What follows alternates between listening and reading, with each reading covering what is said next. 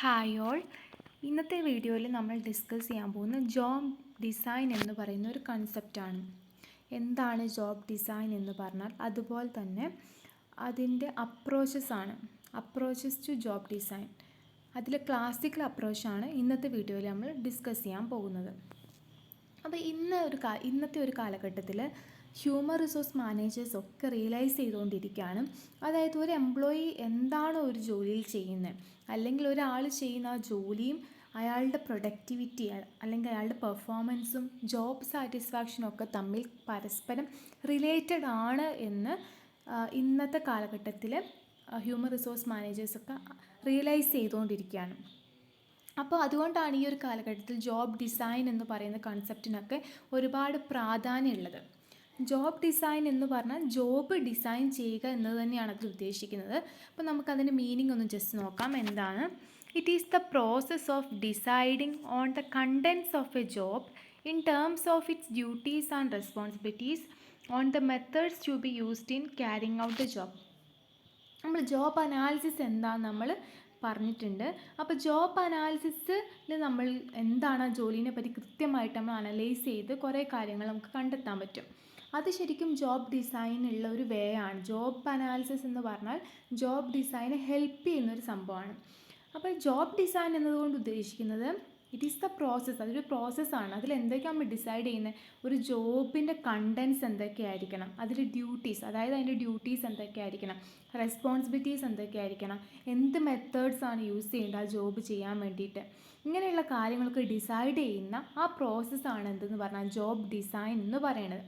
അതായത് ഒരു ജോബിനെ നമ്മൾ ഡിസൈൻ ചെയ്യുക, എങ്ങനെയൊക്കെ അതിൻ്റെ റെസ്പോൺസിബിലിറ്റീസ് എന്തൊക്കെയായിരിക്കണം, ഡ്യൂട്ടീസ് എന്തൊക്കെയായിരിക്കണം, എന്തൊക്കെ മെത്തേഡ്സ് ആയിരിക്കണം അത് ചെയ്യാൻ യൂസ് ചെയ്യേണ്ടത്, ഇതൊക്കെ ഉൾക്കൊള്ളിച്ചുകൊണ്ട് ഒരു ജോബിനെ ഡിസൈൻ ചെയ്യുന്ന പ്രോസസ്സാണ് എന്ത് പറഞ്ഞാൽ ജോബ് ഡിസൈൻ എന്ന് പറഞ്ഞാൽ, അല്ലെങ്കിൽ ഇതൊക്കെ ഡിസൈഡ് ചെയ്യുന്ന പ്രോസസ്സാണ് ജോബ് ഡിസൈൻ എന്ന് പറഞ്ഞാൽ. ഓക്കെ, ഈ മറ്റൊരു രീതിയിൽ പറയുകയാണെങ്കിൽ it is a deliberate and systematic attempt to structure the technical and social aspects of work so as to improve technical efficiency and job satisfaction. അതായത് it is a deliberate and systematic attempt ആണ്. എന്തിനു വേണ്ടിയിട്ടുള്ളതാണ്? അതായത് ഒരു വർക്കിൻ്റെ technical ആസ്പെക്റ്റും social ആസ്പെക്റ്റും structure ചെയ്യാൻ വേണ്ടിയിട്ട്, അതായത് ജോബ് സാറ്റിസ്ഫാക്ഷനും ടെക്നിക്കൽ എഫിഷ്യൻസിയും ഒക്കെ ഇമ്പ്രൂവ് ചെയ്യാൻ വേണ്ടിയിട്ട് അതിൻ്റെ ടെക്നിക്കൽ ആസ്പെക്റ്റും സോഷ്യൽ ആസ്പെക്റ്റും ആ വർക്കിൻ്റെ സ്ട്രക്ചർ ചെയ്യുന്ന ആ ഒരു ഡെലിബറേറ്റ് പ്രോസസ്സിനാണ് ഇതെന്ന് പറയുന്നത് ജോബ് ഡിസൈൻ എന്ന് പറഞ്ഞാൽ. ഇത്രയേ ഉള്ളൂ. അതായത് നമ്മൾ ഈ ഒരു ജോബ് ഡിസൈനിലൂടെ ഉദ്ദേശിക്കുന്നത് എന്താണ്? ജോബ് സാറ്റിസ്ഫാക്ഷൻ കൂട്ടണം, അതായത് എംപ്ലോയിക്ക് ആ ജോലിയിനുള്ള സാറ്റിസ്ഫാക്ഷൻ ഉണ്ടാക്കണം. അതുപോലെ തന്നെ അവരുടെ ടെക്നിക്കൽ എഫിഷ്യൻസി ഇമ്പ്രൂവ് ചെയ്യണം, അവരുടെ പെർഫോമൻസ് ഇമ്പ്രൂവ് ചെയ്യണം. അപ്പോൾ ഇതൊക്കെ കണക്കിലെടുത്തുകൊണ്ട് അവരുടെ ജോബ് സാറ്റിസ്ഫാക്ഷനും ടെക്നിക്കൽ എഫിഷ്യൻസി അല്ലെ പെർഫോമൻസൊക്കെ കണക്കിലെടുത്തുകൊണ്ട് ആ ജോലീൻ്റെ സ്ട്രക്ചർ ഡിസൈഡ് ചെയ്യുന്ന പ്രോസസ്സാണ് ശരിക്കും എന്തെന്ന് പറഞ്ഞാൽ ജോബ് ഡിസൈൻ എന്ന് പറഞ്ഞാൽ. അപ്പോൾ അവിടെ ടെക്നിക്കൽ ആസ്പെക്റ്റ് നോക്കുന്നുണ്ട്, സോഷ്യൽ ആസ്പെക്റ്റ് നോക്കുന്നുണ്ട്. ടെക്നിക്കൽ ആസ്പെക്റ്റ് എന്ന് പറഞ്ഞാൽ അവിടെ എന്താ ഉദ്ദേശിക്കുന്നത്? ആ വർക്ക് പെർഫോമൻസും കാര്യങ്ങളൊക്കെയാണ്. സോഷ്യൽ ആസ്പെക്റ്റ് എന്നതുകൊണ്ട് ഉദ്ദേശിക്കുന്നത് അവിടെ ഹ്യൂമൻ റിലേഷൻസിന് ഇമ്പോർട്ടൻസ് കൊടുത്തുകൊണ്ട്, അതായത് ജോബ് സാറ്റിസ്ഫാക്ഷൻ എന്ന് പറയുമ്പോൾ അവിടെ സോഷ്യൽ ഇൻട്രാക്ഷൻസിനൊക്കെ ഒരുപാട് പ്രാധാന്യമുണ്ട്. അതുകൊണ്ടാണ് സോഷ്യൽ ആസ്പെക്റ്റും കൺസിഡർ ചെയ്യുന്നുണ്ട്, അതുപോലെ തന്നെ ടെക്നിക്കൽ ആസ്പെക്റ്റും കൺസിഡർ ചെയ്തുകൊണ്ട് ജോബ് സാറ്റിസ്ഫാക്ഷൻ ഇമ്പ്രൂവ് ചെയ്യുക, ടെക്നിക്കൽ എഫിഷ്യൻസി ഇമ്പ്രൂവ് ചെയ്യുക ഒരു വർക്കിൻ്റെ, അത് ഡിസൈഡ് ചെയ്യുന്ന അല്ലെങ്കിൽ അതിന് വേണ്ടിയിട്ടുള്ളൊരു അറ്റംപ്റ്റാണ് ശരിക്കും എന്തെന്ന് പറഞ്ഞാൽ ജോബ് ഡിസൈൻ എന്ന് പറഞ്ഞാൽ. ഓക്കെ, ഇനി നമ്മൾ പറയാൻ പോകുന്നത് ഈ ജോബ് ഡിസൈൻ എന്താണെന്ന് പറഞ്ഞു. ഇനി അടുത്തത് അപ്രോച്ചസ് ടു ജോബ് ഡിസൈൻ ആണ്. അതിൽ മെയിനായിട്ട് 2 അപ്രോച്ചുകളാണുള്ളത്. ഒന്ന് ക്ലാസിക്കൽ അപ്രോച്ചും മറ്റൊന്ന് ബിഹേവിയറൽ അപ്രോച്ചും. അതിൽ ക്ലാസിക്കൽ അപ്രോച്ചാണ് ഇന്ന് നമ്മൾ ഡിസ്കസ് ചെയ്യാൻ പോകുന്നത്. അപ്പോൾ എന്താണ് ക്ലാസിക്കൽ അപ്രോച്ച് എന്ന് നോക്കാം. It is also known as engineering approach. ഇതിന് മറ്റൊരു പേരിൽ നമുക്ക് പറയാം എഞ്ചിനീയറിംഗ് അപ്രോച്ച് എന്ന് പറയാം. Developed by FW Taylor and his associates. ഇത് ഡെവലപ്പ് ചെയ്തിട്ടുള്ളത് FW ടൈലറും ആൻഡ് ഹിസ് അസോസിയേറ്റ്സും ആണ്. It is based on scientific management principles. നമുക്കറിയാം FW ടൈലർ ഡെവലപ്പ് ചെയ്തു എന്ന് പറയുമ്പോൾ തന്നെ നമുക്ക് മനസ്സിലാകാം അദ്ദേഹത്തിൻ്റെ മെയിനായിട്ടുള്ളൊരു കോൺട്രിബ്യൂഷനാണ് സയൻറ്റിഫിക് മാനേജ്മെൻറ്റ് പ്രിൻസിപ്പിൾസ് എന്ന് പറഞ്ഞിട്ടുണ്ടെങ്കിൽ. അപ്പോൾ ഈ ഒരു ക്ലാസിക്കൽ അപ്രോച്ചും അതുകൊണ്ട് തന്നെ എന്ത് ബേസ് ചെയ്തിട്ട് വന്നതാണ്? ഈ സയൻറ്റിഫിക് മാനേജ്മെൻറ്റ് പ്രിൻസിപ്പിൾസിന് ബേസ് ചെയ്ത് വന്നതാണ്. It offers the following principles for job design. ഈ ഒരു ക്ലാസിക്കൽ അപ്രോച്ചിൽ ജോബ് ഡിസൈനിന് വേണ്ടി ഓഫർ ചെയ്യുന്ന ചില പ്രിൻസിപ്പിൾസ് ഉണ്ട്. അപ്പോൾ ഇത്രയും കാര്യം മറന്നു പോകരുത്. അതിനെ എഞ്ചിനീയറിംഗ് അപ്രോച്ച് എന്ന് നമുക്ക് പറയാം. ഡെവലപ്പ് ചെയ്ത FW ടൈലറാണ്. സയൻറ്റിഫിക് മാനേജ്മെൻറ്റ് പ്രിൻസിപ്പിൾസിനെ ബേസ് ചെയ്തിട്ടുള്ള ഒരു അപ്രോച്ചാണ് ഈ ക്ലാസിക്കൽ അപ്രോച്ച് എന്ന് പറഞ്ഞാൽ. അപ്പോൾ ഇതിൽ കുറച്ച് പ്രിൻസിപ്പിൾസ് ജോബ് ഡിസൈനിന് വേണ്ടിയിട്ട് പറയുന്നുണ്ട്. അത് ഏതൊക്കെയാണ് നമുക്ക് നോക്കാം.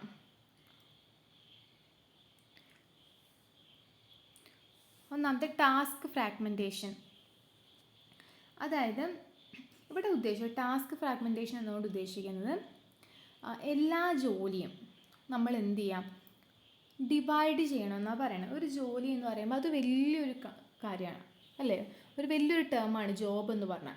അല്ലെങ്കിൽ അതിൻ്റെ ഉള്ളിൽ ഒരുപാട് ആക്ടിവിറ്റീസ് ഇൻവോൾവ് ആണ് ഒരു ജോബിൻ്റെ ഉള്ളിൽ. അപ്പോൾ ഈ ജോബിനെ നമ്മൾ ചെറിയ ചെറിയ പാർട്ടാക്കി തിരിക്കുക, സ്മോൾ കോമ്പോണൻസ് ആക്കി ഡിവൈഡ് ചെയ്യുക. അതാണ് ഈ ടാസ്ക് ഫ്രാഗ്മെൻറ്റേഷൻ എന്നതുകൊണ്ട് ഉദ്ദേശിക്കുന്നത്. അതെന്തിനു വേണ്ടിയിട്ടാണ് ചെയ്യുന്നത് വെച്ചിട്ടുണ്ടെങ്കിൽ ടെക്നിക്കൽ എഫിഷ്യൻസി ഒക്കെ ഇമ്പ്രൂവ് ചെയ്യാൻ വേണ്ടിയിട്ടാണ്. അപ്പോൾ ടാസ്ക് ഫ്രാഗ്മെൻറ്റേഷൻ എന്ന് പറയുന്നത് ഈ ക്ലാസിക്കൽ അപ്രോച്ചിൽ വരുന്ന ഒരു പ്രിൻസിപ്പിളാണ്. അതായത് ജോബിനെ നമ്മൾ എന്ത് ചെയ്യാം, പല പല കോമ്പോണൻസ് ആക്കി, ചെറിയ ചെറിയ കോമ്പോണൻസ് ആക്കി ഡിവൈഡ് ചെയ്യുക, ടെക്നിക്കൽ എഫിഷ്യൻസി ഇമ്പ്രൂവ് ചെയ്യാൻ വേണ്ടി. അതാണ് ഈ ടാസ്ക് ഫ്രാഗ്മെൻറ്റേഷൻ എന്ന് പറയുന്ന പ്രിൻസിപ്പിളിൽ ഉദ്ദേശിക്കുന്നത്. അടുത്തത് ഒപ്റ്റിമൈസേഷൻ ഓഫ് ടെക്നോളജി. അതായത് ഒപ്റ്റിമൈസേഷൻ ഓഫ് ടെക്നോളജി എന്ന് പറഞ്ഞാൽ നമ്മൾ കൃത്യമായിട്ട് സയൻറ്റിഫിക് അനാലിസിസും സ്റ്റഡിയൊക്കെ നടത്തിയിട്ട് ഒരു ടാസ്ക് ചെയ്യാൻ വേണ്ടിയിട്ട് ആവശ്യമായിട്ടുള്ള ബെസ്റ്റ് മെത്തേഡ് ഏതാണ് ഡെവലപ്പ് ചെയ്യുക. അതാണ് ഈ ഒപ്റ്റിമൈസേഷൻ ഓഫ് ടെക്നോളജിയിൽ ഉദ്ദേശിക്കുന്നത്.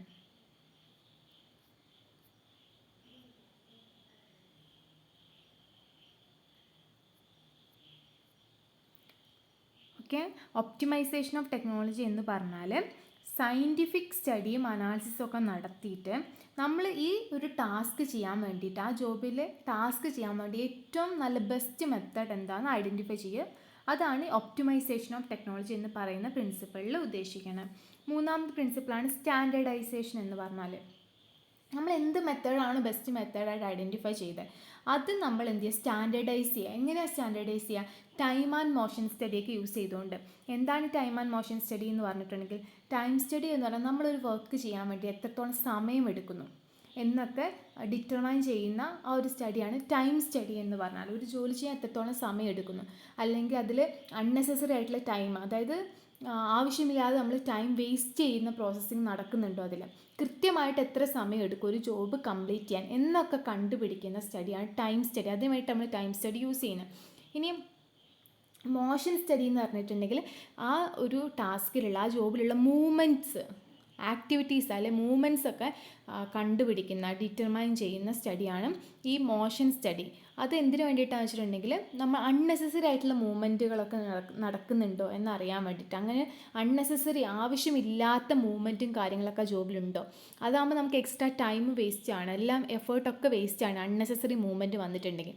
അപ്പോൾ അതുണ്ടെങ്കിൽ അത് കണ്ടെത്തി അത് അവോയ്ഡ് ചെയ്യുക, എലിമിനേറ്റ് ചെയ്യുക. അതൊക്കെയാണ് ഈ മോഷൻ സ്റ്റഡീൻ്റെ ഉദ്ദേശം. അപ്പോൾ ഈ ടൈം സ്റ്റഡി, മോഷൻ സ്റ്റഡി, കൃത്യമായിട്ട് എത്ര സമയം കൊണ്ട് ഒരു ജോലി നമുക്ക് കംപ്ലീറ്റ് ചെയ്യാൻ പറ്റും, എന്തൊക്കെ മോഷൻസ്, എന്തൊക്കെ മൂവ്മെൻറ്റ്സ് ആ ഒരു ടാസ്കിനുള്ളിൽ വരുന്നുണ്ട് എന്നൊക്കെ ഡിറ്റർമൈൻ ചെയ്തുകൊണ്ട് കൃത്യമായിട്ട് തന്നെ സ്റ്റാൻഡേർഡൈസ് ചെയ്യുക. അതാണ് ഈ സ്റ്റാൻഡേർഡൈസേഷൻ എന്ന് പറയുന്ന പ്രിൻസിപ്പിളിൽ ഉദ്ദേശിക്കുന്നത്. ഇനി സ്പെഷ്യലൈസേഷൻ എന്ന് പറഞ്ഞിട്ടുണ്ടെങ്കിൽ നമ്മൾ ആദ്യം പറഞ്ഞിട്ടുണ്ടായി ടാസ്ക് ഫ്രാഗ്മെൻറ്റേഷൻ ഇതിനൊരു പ്രിൻസിപ്പിളാണെന്ന്. അതായത് നമ്മൾ ഒരു ജോബിനെ ആണെങ്കിൽ ചെറിയ ചെറിയ സ്മോൾ കോമ്പോണൻസ് ആക്കി ഡിവൈഡ് ചെയ്യും. എന്നിട്ട് ഈ ഓരോ കോമ്പോണൻസ് ആണ് ഓരോരുത്തരും ചെയ്യുന്നുണ്ടാവുക. അപ്പോൾ ഒരു ജോലിയിൽ ഓരോ കാര്യങ്ങളും നമ്മൾ ഡിവൈഡ് ചെയ്തിട്ടുണ്ടാകും ചെറിയ ചെറിയ കോമ്പോണൻസ് ആക്കിയിട്ട്. ആ ഓരോ കോമ്പോണൻസും ആയിരിക്കും ഓരോരുത്തരും ചെയ്യുന്നുണ്ടാവുക. അങ്ങനെ ഡിവൈഡ് ചെയ്ത് കൊടുക്കുകയാണ് ഓരോരുത്തർക്കും. അപ്പോൾ അങ്ങനെ ചെയ്യുന്ന സമയത്ത് നമുക്കിപ്പോൾ എന്ത് ടാസ്ക് ആണോ അല്ലെങ്കിൽ എന്താണോ എന്ത് കോമ്പോണൻ്റ് ആണോ കിട്ടിയത് അത് മാത്രമായിരിക്കും നമ്മൾ ചെയ്യുന്നുണ്ടാവുക. അപ്പോൾ അവിടെ എന്താ സംഭവിക്കുക, അവിടെ നമ്മൾ ആ ഒരു കോമ്പോണൻ്റ് എപ്പോഴും അല്ലെങ്കിൽ നമുക്ക് എന്ത് ടാസ്ക്കാണോ എന്ത് ആക്ടിവിറ്റി ആണോ കിട്ടിയത് അത് തന്നെ നമ്മൾ റിപ്പീറ്റഡായി ചെയ്യുന്ന സമയത്ത് നമ്മളതിൽ സ്പെഷ്യലൈസ്ഡ് ആവും, നമ്മളതിൽ എഫിഷ്യൻ്റ് ആവും, നമ്മളതിൽ സ്മാർട്ടാവും.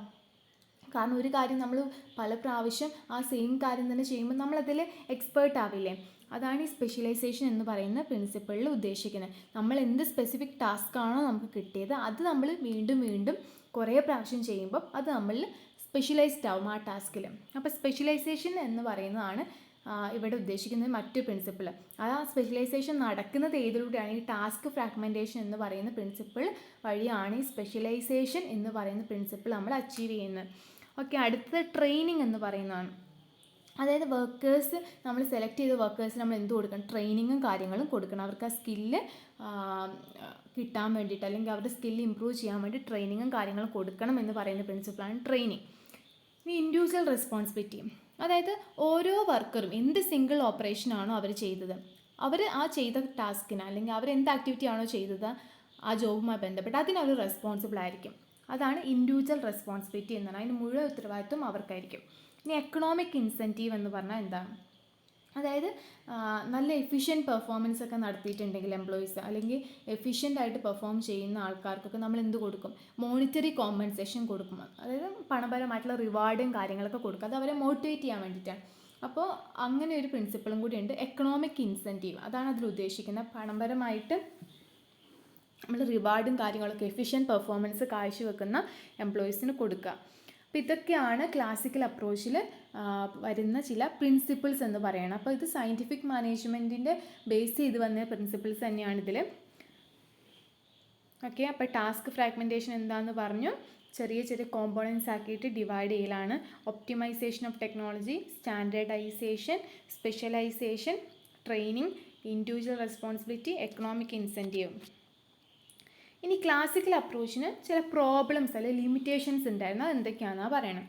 നാരോ സ്പെഷ്യലൈസേഷൻ, അതായത് നമ്മൾ പറഞ്ഞു വലിയൊരു ടാസ്ക് ഫ്രാഗ്മെൻറ്റേഷൻ നമ്മൾ പറഞ്ഞല്ലോ, ഒരു വലിയ ജോബിന് നമ്മൾ അതിൽ ആ ജോബ് എന്ന് പറയുമ്പോൾ നമ്മളിപ്പോൾ ഏത് ജോലി എടുത്താലും അതിൽ ഒരുപാട് ആക്ടിവിറ്റീസ് വരുന്നുണ്ടാവില്ലേ. അപ്പോൾ അങ്ങനെ അതിന് ചെറിയ ചെറിയ കോമ്പോണൻ്റ് ആക്കി തിരിക്കുക, എന്നിട്ട് അത് ഓരോരുത്തർക്കും കൊടുക്കുക ചെയ്യുക. അപ്പോൾ നമ്മൾ പറഞ്ഞു ആ ഓരോ കോമ്പോണൻറ്റ് മാത്രം, ആ ഒരു ചെറിയ ടാസ്ക് മാത്രമായിരിക്കും അവർക്ക് കിട്ടിയത് എന്താണ് അത് മാത്രമായിരിക്കും അവർ ചെയ്യുന്നുണ്ടാവുക. അപ്പോൾ അവരതിൽ സ്പെഷ്യലൈസ്ഡ് ആകുമെന്നൊക്കെ നമ്മൾ പ്രിൻസിപ്പിളിൽ പറഞ്ഞു. പക്ഷേ എൻ്റെ പ്രശ്നം എന്ന് പറഞ്ഞാൽ നാരോ സ്പെഷ്യലൈസേഷൻ ആയിരിക്കും. അവർക്ക് ആ എന്ത് ടാസ്ക്കാണ് കിട്ടിയത് അത് മാത്രമല്ല അവർ ചെയ്യുന്നുള്ളൂ. ജോബ് എന്ന് പറഞ്ഞാൽ വലിയൊരു കാര്യം, അതിലൊരു ചെറിയ കാര്യം മാത്രമായിരിക്കും അവർ റിപ്പീറ്റഡായി ചെയ്യുന്നുണ്ടാവുക. അവിടെ അവരുടെ സ്കില്ലോ പൊട്ടൻഷ്യലോ ഒന്നും ഫുള്ളി യൂട്ടിലൈസ് ചെയ്യാൻ പറ്റുന്നില്ല എംപ്ലോയീസ്. കാരണം അവരൊരു ചെറിയ കാര്യം മാത്രമാണ് റിപ്പീറ്റഡായിട്ട് ചെയ്തുകൊണ്ടേ ഇരിക്കുന്നുണ്ടാവുക. പ്രത്യേകിച്ച് അവിടെ ഒരു ചലഞ്ചോ കാര്യങ്ങളോ ഒന്നും എംപ്ലോയീസിന് വരുന്നില്ല. അതുകൊണ്ടാണ് നാരോ സ്പെഷ്യലൈസേഷൻ എന്ന് പറഞ്ഞാൽ. ഓക്കെ, അടുത്ത റൊട്ടീനൈസേഷൻ എന്ന് പറഞ്ഞിട്ടുണ്ടെങ്കിൽ ഇവിടെ നമ്മൾ ഈ ഫസ്റ്റത്തെ പോയിൻ്റുമായിട്ട് തന്നെ കണക്ട് ചെയ്ത് വരുന്ന കാര്യമാണിത്. ഇവിടെ നമ്മൾ ആ സെയിം ഓപ്പറേഷൻ എന്ത് ടാസ്ക്കാണോ നമുക്ക് കിട്ടിയിട്ടുള്ളത് അത് തന്നെ നമ്മൾ റിപ്പീറ്റഡ് ആയിട്ട് ചെയ്യുകയാണ് ചെയ്യുന്നത്. അപ്പോൾ നമ്മൾ നമുക്ക് ബോർ ഫീൽ ചെയ്യും. പ്രത്യേകിച്ച് ചലഞ്ചോ കാര്യങ്ങളോ ഒന്നുമില്ല, എന്നും ഒരേ കാര്യം തന്നെയല്ലേ നമ്മൾ ചെയ്യുന്നത്. അപ്പോൾ ഒരു ബോർ ഫീൽ ചെയ്യുക, അതാണ് റൊട്ടീനൈസേഷൻ എന്ന് പറയുന്ന ആ ഒരു പ്രോബ്ലത്തിൽ പറയുന്നത്. പിന്നെ മെക്കാനിക്കൽ പേസിങ് എന്ന് പറഞ്ഞിട്ടുണ്ടെങ്കിലും അവിടെ ഉദ്ദേശിക്കുന്നത് നമ്മൾ കൂടുതലും നമ്മുടെ വർക്ക് പ്ലേസിനെ കൺട്രോൾ ചെയ്യുന്ന വർക്കറിനേക്കാളും മെഷീൻസ് ആയിരിക്കും കൺട്രോൾ ചെയ്യുന്നുണ്ടാവുക. അവിടെ എല്ലാം സിസ്റ്റമാറ്റിക് ആയിരിക്കും. സയൻറ്റിഫിക് പ്രിൻസിപ്പിൾസിന് ബേസ് ചെയ്ത് വന്നതാണല്ലോ ഈ ക്ലാസിക്കൽ അപ്രോച്ച് എന്ന്. അവിടെ ഫുൾ സിസ്റ്റമാറ്റിക് ആയിട്ടായിരിക്കും എല്ലാത്തിനും കറക്റ്റായിട്ടുള്ള പ്രൊസീജിയേഴ്സും ടൈമിങ്ങും കാര്യങ്ങളൊക്കെ വെച്ചിട്ട് ഫുൾ സിസ്റ്റമാറ്റിക് ആയിരിക്കും. അപ്പോൾ അവിടെ കൂടുതലും മെഷീൻസും കാര്യങ്ങളും അല്ലെങ്കിൽ ഒരു മെക്കാനിക്കലായിട്ടുള്ള രീതിയിലായിരിക്കും വർക്കും കാര്യങ്ങളൊക്കെ നടക്കുന്നുണ്ടാവുക. അപ്പോൾ വർക്കേഴ്സിന് അവിടെ പ്രത്യേകിച്ച് വലിയ റോളൊന്നും ഉണ്ടാവില്ല.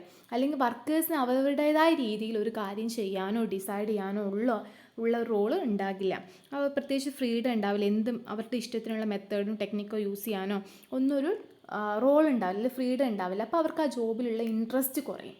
അതാണ് ഇവിടെ മെക്കാനിക്കൽ പേസിങ് എന്ന് പറയുന്ന പോയിന്റിൽ പറയണം. ഇനി അടുത്ത ലാക്ക് ഓഫ് ജോബ് പ്രൈഡാണ്. അതായത് ഈ നാരോ സ്പെഷ്യലൈസേഷൻ മൂലം, അതായത് വലിയൊരു ജോലിയിൽ ചെറിയ കാര്യം മാത്രമാണ് ഓരോരുത്തരും ചെയ്യുന്നുണ്ടാവുക. അതുകൊണ്ട് തന്നെ ഫൈനൽ ആ ജോബിൻ്റെ എൻഡ് റിസൾട്ടിൽ നമുക്ക് ഫുള്ളായിട്ട് അഭിമാനിക്കാൻ പറ്റില്ല. കാരണം നമ്മളതിലൊരു ചെറിയ കാര്യം മാത്രമല്ലേ ചെയ്തുള്ളൂ. അപ്പോൾ എല്ലാവർക്കും ആ ഒരു ഫീലായിരിക്കും.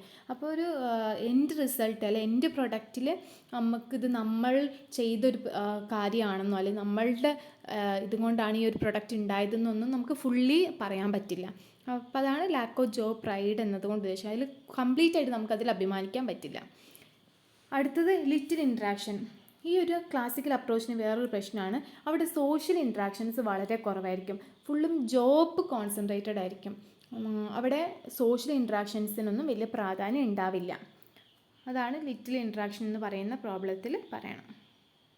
ഓക്കെ, അപ്പോൾ നമ്മൾ ക്ലാസിക്കൽ അപ്രോച്ച് എന്താണ്, അതുപോലെ തന്നെ ക്ലാസിക്കൽ അപ്രോച്ചിൻ്റെ പ്രിൻസിപ്പിൾസ് പറഞ്ഞു, അതിൻ്റെ പ്രോബ്ലംസ് പറഞ്ഞു, ആദ്യം ജോബ് ഡിസൈൻ എന്താണെന്ന് പറഞ്ഞിട്ടുണ്ടായിരുന്നു. ഇനി അടുത്ത വീഡിയോയിൽ നമുക്ക് ബിഹേവിയറൽ അപ്രോച്ച് എന്താണ് എന്ന് ഡിസ്കസ് ചെയ്യാം. Okay, thank you.